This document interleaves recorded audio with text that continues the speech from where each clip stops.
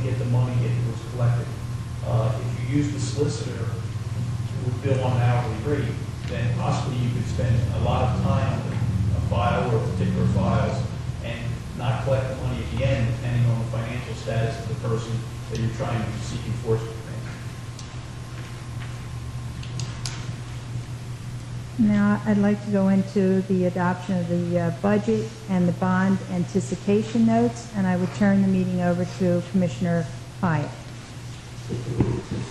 Thank you. What I did is probably a little unorthodox, and some people are telling me that they'll probably raise more questions than we have answers at this time. However, I would like to go ahead and do it. I prepared a statement that kind of summarizes all of some of the financial issues that we're currently dealing with. And if James, you'll help me out, I'd like to pass that out to everybody.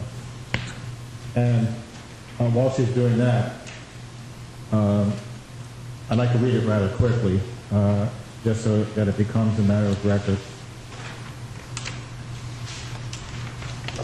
Okay, and basically what we're doing here is, since our swearing in on May 20th, we in the commission, the mayor and Senate, Commissioner Weinstock and myself and our transition team have been examining the 2008 municipal budget, which was presented and not passed by the previous administration.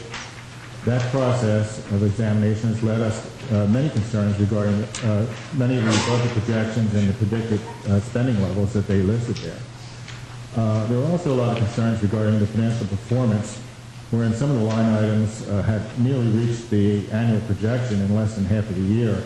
And for some of those, by the way, there's legitimate reasons for that, and we're still in a process of investigating all of that. There are also concerns regarding the projected revenues included in the budget.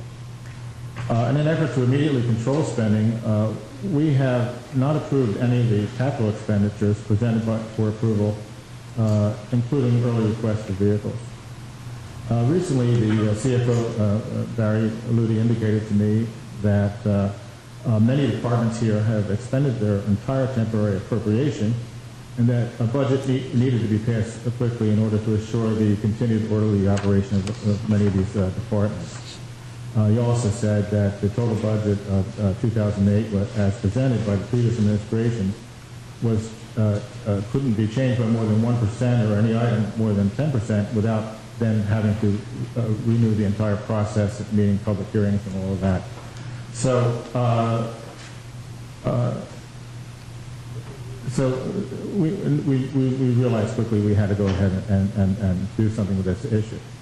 Also, tax bills for August that need to be mailed shortly, and any further delay would cause estimated bills to go out to our taxpayers, and that would cause confusion, we believe. So,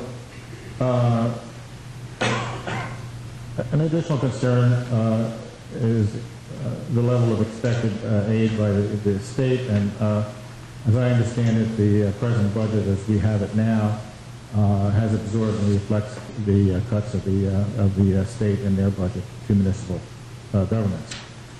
We do believe that it is now necessary, because of the time constraints and the depletion of the temporary appropriations, as well as the need to avoid confusion amongst the taxpayers, to pass the budget of the previous administration.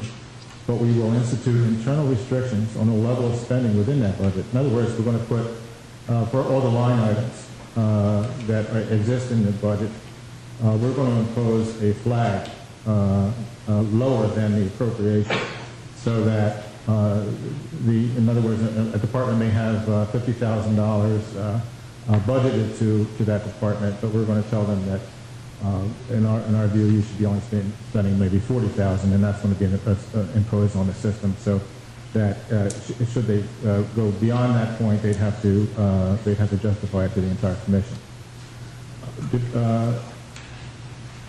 Of course, there are emergencies and all those other kind of things, and we will be flexible if flexibility is warranted. The fact that we will now pass this budget does not mean that we will not continue examining the budget process. We will continue to impose spending limits beyond what the budget calls for and verify revenue projections to the extent that it's possible to do so. Further, we have indicated many times that in our first year that we will have to present our own budget, which is next year, that budget process will be a zero-based budget, which means that every municipal department will be required to indicate in great detail exactly what they will need to operate for the year, eliminating miscellaneous unidentified appropriations wherever possible and reducing the overall budget. We will report its progress and monitor the spending levels as this budget continues throughout the remainder of this year, and with the goal of minimizing expenses below levels called for in the budget.